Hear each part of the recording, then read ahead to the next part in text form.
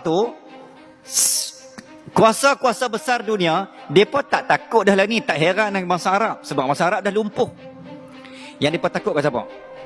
Sebab Islam tak akan bangkit daripada Arab. Akhir zaman, end game ni, Islam bangkit dari kita. Tuan-tuan. So kita yang akan menentukan. Sebab tu, kenapa wilayah timur ni perlu dilumpuh dan diruntuhkan? Kenapa kota Melaka perlu diruntuhkan? Kenapa Empire Serambi Mekah? Kenapa kerajaan Kedah Tua perlu diserang oleh Siam? Kenapa? Why? What is the because? Sebab apa tuan-tuan? Sebab hadis akhir zaman kata Islam akan naik dari kita ni. Kalau mereka biarkan timur ni berkuasa, bertakhta, kuat agamanya, kita tak boleh cari makan ni. Maksudnya apa tuan-tuan? Mereka cuba menafikan hadis akhir zaman. Sebab itulah sebab itulah ayat saya tadi. Baru betul. Barulah muncul usaha-usaha untuk memfilipinkan Manila, mengkristiankan Manila, memyamarkan Burma. Itu semua negara-negara Islam. Apa jadi tuan-tuan? Habis rana keliling kelalang kita. Keliling kelalang Pinjam Ustaz. Tuan-tuan perasan tak? Kita ada persamaan tau dengan Mekah Madinah. Mekah Madinah kan negara semua Islam. Tetapi fahaman majoriti Syiah. Keliling kelalang tu. Kita pula masih Islam, tapi keliling kita Singapura jadi apa? Dah negara bukan Islam. Majoriti. Soalnya Muhammad, Filipin pun sama je, atas Vietnam, Bangkok, Thailand negeri Kedah. Negeri Islam. Bermula daripada Pulau Bukit. Pulau Bukit. Pulau Bukit kan wilayah Thailand. Thailand tu Kedah. Starting wilayah Kedah, sambung sikit daripada hari itu. Saya mungkin tak tersebut tu kan, tertinggal satu fakta. Islam Kedah bermula daripada wilayah Pulau Bukit sampai Tanjung Penaga. Itulah jajahan wilayah Islam Kedah. Besar tak besar tuan-tuan, jangan main-main. Kuat dah kita. Powernya ni. Ya, kita sedih dengan apa yang berlaku kepada masyarakat Palestin. Tapi ini adalah permulaan kepada kemenangan yang dijanjikan oleh Allah dan oleh Rasulnya di dalam Al-Quran dan juga dalam hadis Nabi Muhammad SAW. Wallahu la yukhliful mi'ad. Allah tidak akan mengingkari janjinya. Dan itu pasti. Cepat atau lambat, kita tengok atau kita tak tengok, itu bukan kita punya beyond kita punya authority untuk kita nak menentukan. Kita nak tengok macam mana ini Yahudi di pantai. La. Serahkan saja kepada yang maha berkuasa bila itu akan terjadi. Hanya kita memainkan peranan pada saat ini. Apa yang kita patut mainkan peranan di dalam menghadapi masalah seperti ini. Jangan sampai terlepas sesaat pun setiap sholat untuk mendoakan kepada mereka. At least paling tidak. Jangan sampai apa yang terjadi ini kita punya perspektif negatif. Jangan sampai kita punya sikap acuh tak acuh. Dah banyak berlaku seperti ini, macam dah terbiasa dengar. Jangan begitu. Kita kena ambil berat dengan mereka, walaupun hanya sekedar dengan doa. Semoga Allah Subhanahu wa ta'ala beri pertolongan kepada mereka yang berada di Palestin, yang berada di Baitul Maqdis, daripada kejahatan orang-orang Yahudi. Dan mudah-mudahan Allah berikan kekuatan kepada kaum muslimin, dan Allah berikan kelemahan kepada orang-orang Yahudi, ya Rabbal Alamin. Nabi cerita apabila Ya'juj Ma'juj ni keluar, apabila Ya'juj wa Ma'juj ini keluar daripada tembok besi mereka yang dibina oleh Zulqarnain, keluar, mereka akan melata di atas muka bumi. Tidak ada satu tentera pun yang boleh mengarahkan mereka, mengalahkan mereka, tak ada. Alal itlaq, termasuk tentera Nabi Isa. Tuan-tuan, waktu tu di atas muka bumi ni manusia ramai macam ni lah, tetapi tidak ada satu tentera pun yang boleh mengalahkan mereka. Akhirnya mereka sampai di Palestin. Kata Rasulullah, mereka kata, kita telah mengalahkan seluruh penduduk bumi. Hari ini kita akan berperang dengan penduduk langit. Hadis ni sahih. Hari ini kita akan berperang dengan penduduk langit. Tuan-tuan, Ya'juj wa Ma'juj ni manusia, bukan binatang, bukan jin, bukan malaikat. Manusia berkaki dua, tubuh badan mereka seperti kita. ketinggian mereka seperti manusia biasa, akan tetapi hati mereka lebih ganas dari binatang buas. Sangat ganas. Nabi kata mereka sirarul a'yun, mata sepet. Selamat dah orang Melayu. Sirarul a'yun ini dalam bahasa Arab bermaksud bermata sepet. Orang mana tuan-tuan? Belah sana lah. Tuan-tuan tak pernah tengok satu bangsa manusia, muka mereka campuran orang Rusia dan China. Apabila Nabi sebut kabilah Ya'juj Ma'juj ini mata mereka sepet, saya pun cari tengok bila mata sepet. Kemudian kata Rasulullah SAW, ka'anna wujuhahumul mijanul mitraqah, wajah-wajah mereka itu seperti perisai-perisai yang bulat. Wajah-wajah mereka seperti perisai-perisai yang bulat. Ni bulat tuan-tuan. Adakah orang muka bulat? Subhanallah, dalam alam ni ada satu negara orang dia orang ni muka mereka semua macam ni, bulat. Memang ada tuan-tuan, memang ada. Kita di Malaysia muka bujur, muka macam ni lah ni kita tengok ni lah. Ada satu negara tuan-tuan, kawan saya, ada satu negara, mereka ni semua bermata sepet dan muka mereka bulat. Bulat macam jam tu, tuan bayang. Bulat semua, bulat. Macam belon. Subhanallah. Nabi sebut, begitulah keadaan hampir kepada Ya'juj wa Ma'juj. Tapi bilangan mereka tersangatlah ramai. Apabila mereka keluar, mereka singgah di sebuah tasik yang besar. Tuan-tuan tahu tasik itu nama apa? Tasik itu nama Tasik Tabariyah. Airnya air tawar yang sedap. Panjang tasik itu 23 km. Tasik Tabariyah hari ini ada di Israel, Palestin dan negara haram Israel. Panjang tasik itu 23 km. Dalam tasik itu 44 meter. Kata Rasulullah, ketika Ya'juj wa Ma'juj, bilangan dia yang berapa ratus bilion itu keluar, mereka lalu tasik Tabariyah. Lalu tuan-tuan, lalu, tenteranya lalu. Apabila mereka lintas tasik Tabariyah, ada yang mandi, ada yang minum. Dan ada riwayat kata mereka minum sahaja. Apabila sampai pada giliran tentera yang paling akhir sekali, tasik itu telah pun kering. Subhanallah. Tasik itu telah pun kering. Maka berkatalah tentera-tentera yang berada pada bahagian yang paling belakang. Dia kata, dulu tasik ini kawanan tentera kita yang hadapan, yang minum, dan hari ini dah habis.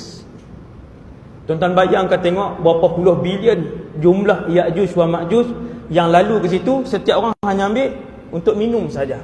Sampai ke tentera paling belakang, tasik itu sudah kering. Subhanallah. Maksudnya satu tentera yang sangat besar yang akan melakukan kerosakan. Setelah mereka melakukan kerosakan, Nabi Isa dan mujahidin bermunajat kepada Allah, ya Allah, turunkanlah bantuan.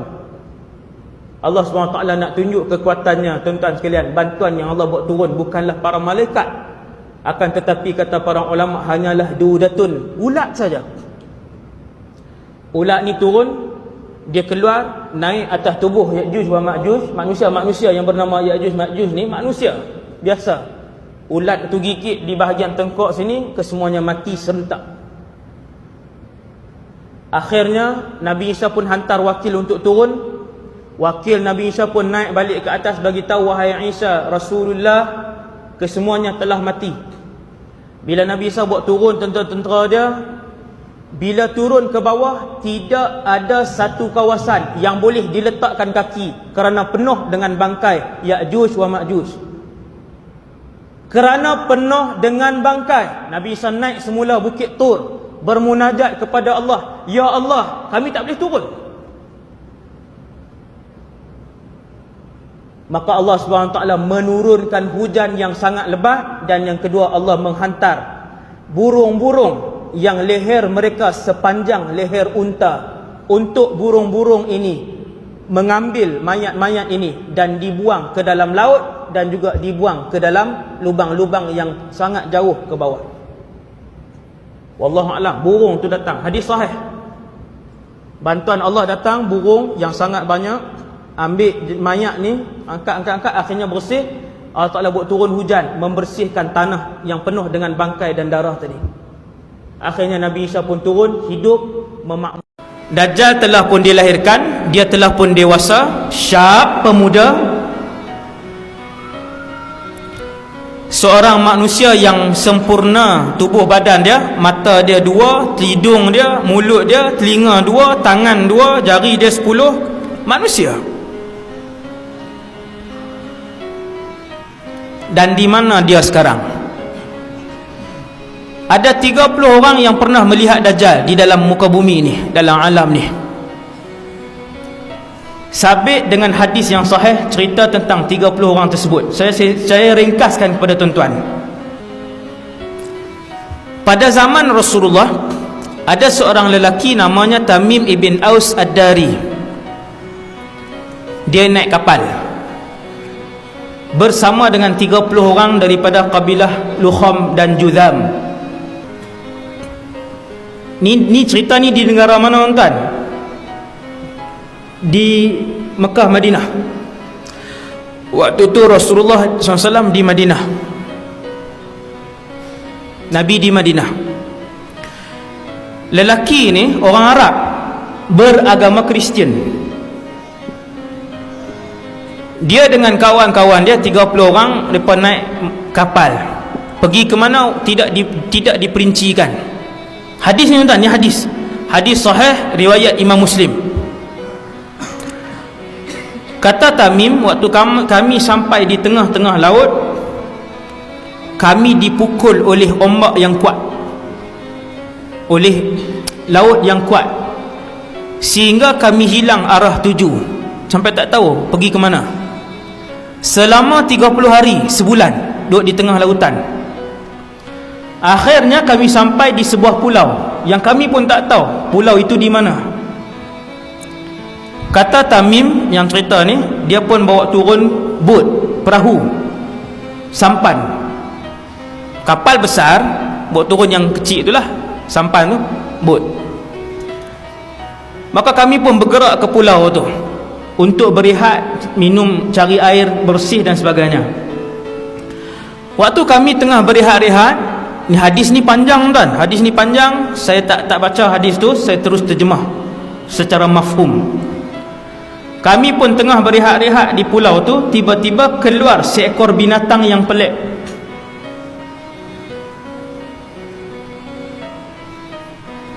Binatang ini berbulu lebat sehingga menutup seluruh bahagian badannya. Kemudian binatang ni pun datang dekat. Tuan-tuan, kalaulah binatang tu singa, sahabat akan sebut singa. Kalau binatang itu unta, sahabat akan sebut unta. Kalau binatang itu kerbau, sahabat akan sebut kerbau. Sebab binatang-binatang buas ini, boleh dilihat di bumi Madinah pada zaman itu. Madinah pada zaman Rasulullah bukan macam hari ini tuan-tuan. Madinah pada zaman dulu 1400 tahun yang lalu dikelilingi oleh hutan tebal. Ini kena tengok sejarah geografi Madinah 1400 tahun yang lalu. Hutan tebal. Gajah sahabat tengok, harimau sahabat tengok, pelanduk kijang sahabat tengok. Tebalnya hutan di Madinah ketika tu. Bila binatang ni keluar daripada pulau ni, seekor saja, dia berjalan mendekati 30 orang tadi, kemudian dia bercakap, siapa kalian? Binatang tadi. Maka Tamim ibn Aus kata, kami pun jawab, kami adalah pemuda-pemuda Arab Kristian. Waktu tu tak Islam lagi, dia tak masuk Islam lagi. Kami pemuda-pemuda Arab Kristian, daripada semenanjung tanah Arab kami keluar. Sampai tengah perjalanan, tengah-tengah lautan, tiba-tiba laut mengganas. Kami dipukul oleh arus selama sebulan. Akhirnya terdampar di pulau ini. Tuan-tuan bercakap dengan siapa? Binatang.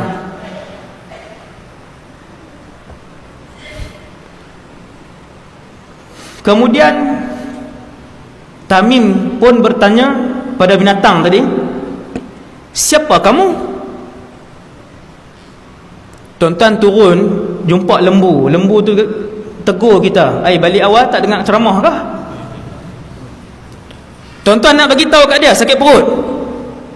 Tak bagi tahu dah kat dia. Tekan minyak terus lari lah. Berani orang Arab, tengoknya, orang Arab. Bila binatang tu tanya, kamu ni siapa? Binatang bercakap. Hadis sahih. 30 orang ni siap jawab lagi. Jawab. Dia tanya pula, kamu ni apa? Binatang tu jawab, ana al-jassasah. Jangan buh nama anak pula. Jassasah, nama tak elok. Ada ulama kata itu iblis. Ada ulama sebut jassasah tu ialah iblis. Dia berupa jadi binatang huduh tu. Satu pandangan lah, satu pandangan. Anal jassasah.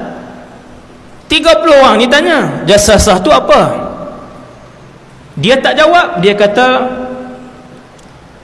di tengah-tengah pulau ada satu orang.